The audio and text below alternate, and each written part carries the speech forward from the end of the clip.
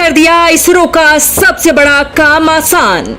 Space पहुंचते ही चंद्र mission 3 ने दे डाली सबसे बड़ी गुड न्यूज।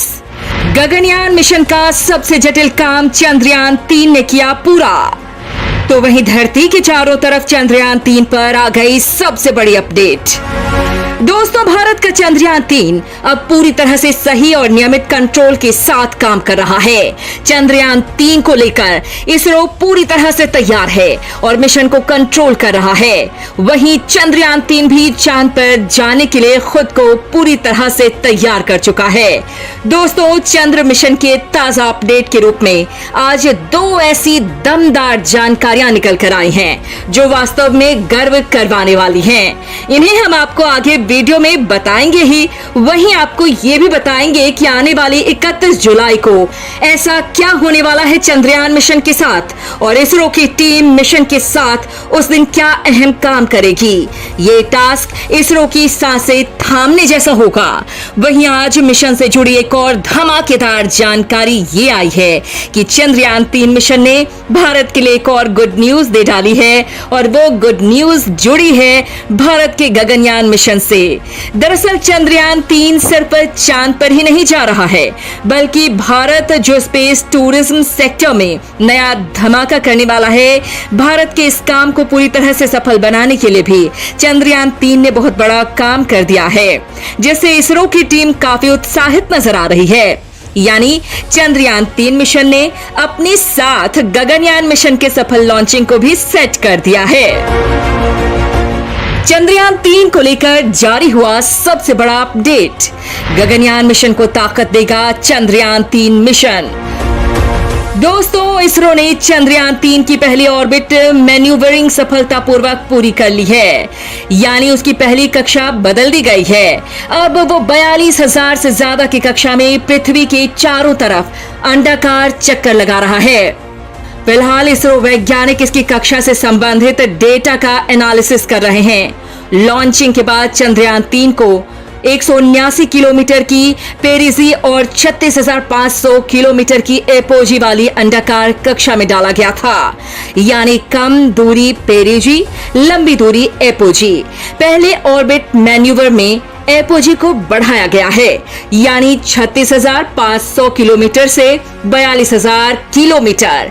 धरती के चारों तरफ 5 बार ऑर्बिट मैन्यूवर होगा, यानी कक्षा बदली जाएगी।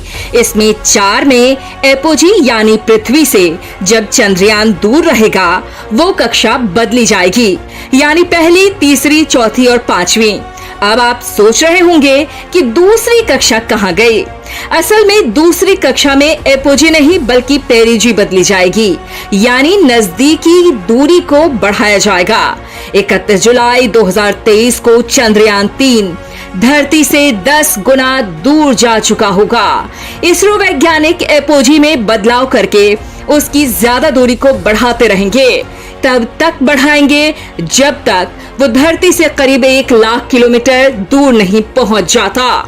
यहाँ पहुंचने के बाद वैज्ञानिक उसे बनाएंगे गुलेल, यानी स्लिंग शॉट करके चंद्रयान 3 को ट्रांसलूनर इंसर्शन में भेजेंगे, यानी चंद्रमा के लिए तय लंबी दूरी वाली सोलर ऑर्बिट। 5 दिन इन लंबे ऑर्बिट में यात्रा करने के बाद, यानी 5 से 6 अगस्त को Chandrayaan 3 lunar orbit insertion stage में होगा। तब चंद्रयान 3 के प्रोपल्शन सिस्टम को ऑन किया जाएगा, इसे आगे की ओर धकेला जाएगा, यानी चंद्रमा की 100 किलोमीटर की ऊपरी कक्षा में भेजा जाएगा। 17 अगस्त को प्रोपल्शन सिस्टम चंद्रयान 3 के लैंडर रोवर से अलग हो जाएगा। प्रोपल्शन मॉड्यूल के अलग होने के बाद लैंडर को चंद्रमा की 100 गुना 30 किलोमीटर की कक्षा में लाया जाएगा। इसके लिए डी बूस्टिंग करनी होगी, यानी उसकी गति कम करनी पड़ेगी। ये काम 23 अगस्त को होगा। यहीं पर इसरो वैज्ञानिकों की सांसें थमी रहेंगी, क्योंकि ये होगा सबसे कठिन काम। यहीं से शुरू होगी लैंडिंग की प्रक्रिया। इस बार विक्रम लैंडर के चारों पैरों की ताकत को बढ़ाया गया है। नए सेंसर्स लगाए गए हैं, नया सोलर पैनल लगाया गया है। पिछली बार चंद्रयान 2 की लैंडिंग साइट का क्षेत्रफल 500 मीटर गुना 500 मीटर चुना गया था। इसरो विक्रम लैंडर को मध्य में उतारना चाहता था, जिसकी वजह से कुछ सीमाएं थीं। इस बार लैंडिंग का क्षेत्रफल 4 किलोमीटर गुना 2.5 किलोमीटर रखा गया है, यानी इतने बड़े इलाके में चंद्रयान 3 का विक्रम लैंडर उतर सकता है। मिशन गगनयान को ताकत दे रहा है चंद्रयान 3, वो बात जिससे अभी तक आप सब हैं अनजान। भारतीय अंतरिक्ष अनुसंधान संगठन इसरो अगले साल अपने एस्ट्रोनॉट्स को गगनयान मिशन के जरिए अंतरिक्ष में भेजना चाहता है। तैयारी भी जोर शोर से चल रही है। हमारे एस्ट्रोनॉट्स को गगननॉट्स भी बुलाया जा रहा है। उनकी ट्रेनिंग भी लगभग पूरी ही है। गगनयान कैप्सूल को अंतरिक्ष में उड़ाने और संभालने की प्रैक्टिस चल रही है। अब आप सवाल कर सकते हैं कि चंद्रयान 3 किस तरह से गगनयान की मदद कर रहा है। तो दोस्तों, चंद्रयान 3 को लॉन्च व्हीकल मॉड्यूल यानी LVM-3 रॉकेट से सफलतापूर्वक छोड़ा गया है। अब इसरो ने फैसला कर लिया है कि गगनयान के लिए इसी रॉकेट का मॉडिफाइड वर्जन इस्तेमाल किया जाएगा, क्योंकि गगनयान और उसमें बैठे एस्ट्रोनॉट्स को अंतरिक्ष में छोड़ने के लिए भारी रॉकेट की जरूरत है। भारत के पास इससे ज्यादा भरोसेमंद भारी रॉकेट नहीं है। अब चंद्रयान 3 की सफल लॉन्चिंग को देख ये तय है कि ये रॉकेट मिशन गगनयान के लिए पूरी तरह से परफेक्ट है और सिर्फ यही रॉकेट है जो इस मिशन को अंजाम दे सकता है। और वैसे भी LVM-3 की सफलता की दर 100% है। चंद्रयान 3 को ले जाने वाले रॉकेट में कई ह्यूमन रेटेड सिस्टम लगाए गए थे।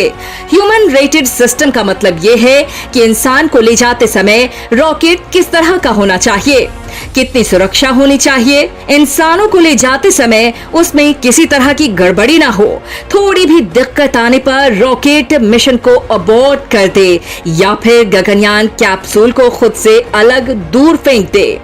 LVM-3 रॉकेट में human rated solid strap on Motors लगाए गए थे।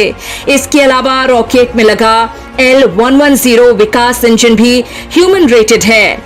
L110 मतलब रॉकेट का निचला हिस्सा जिसके दोनों तरफ स्ट्रैप ऑन इंजन लगे रहते हैं। इसरो गगनयान से पहले अपने कई मिशन में ह्यूमन रेटेड सिस्टम और LVM-3 रॉकेट की लॉन्चिंग करके इस रॉकेट की क्षमता और प्रदर्शन की जांच करता रहेगा। इसरो प्रमुख डॉक्टर S सोमनाथ ने कहा कि ये बात पहले भी कही गई है कि गगनयान की लॉन्च व्हीकल की रेटिंग लगभग पूरी हो चुकी है। उसका प्रोपल्शन मॉड्यूल, सॉलिड, लिक्विड और क्रायोजेनिक मॉड्यूल्स की टेस्टिंग सफलतापूर्वक हो चुकी है।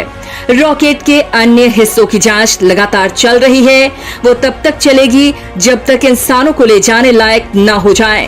पहले उदाहरण से समझिए, जैसे स्पेस एक्स का फॉल्कन 9 रॉकेट, जैसे नासा के अपोलो मिशन को ले जाने वाला सैटर्न रॉकेट। इस तरह के रॉकेट बेहद बड़े, ताकतवर और सुरक्षित बनाए जाते हैं ताकि इंसानों को अंतरिक्ष में छोड़ते समय किसी तरह की दिक्कत ना हो। जरा सी गड़बड़ी पर इंसानों को ले जा रहे कैप्सूल को बाहर निकाल कर फेंक दे या फिर कैप्सूल खुद ही रॉकेट से अलग हो जाए।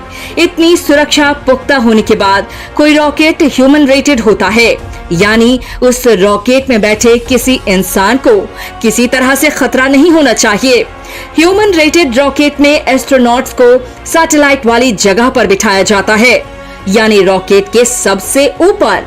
दोस्तों, अब बताया जा रहा है कि 1-2 दिन में गगनयान मिशन को लेकर इसरो कोई बड़ा ऐलान कर सकता है।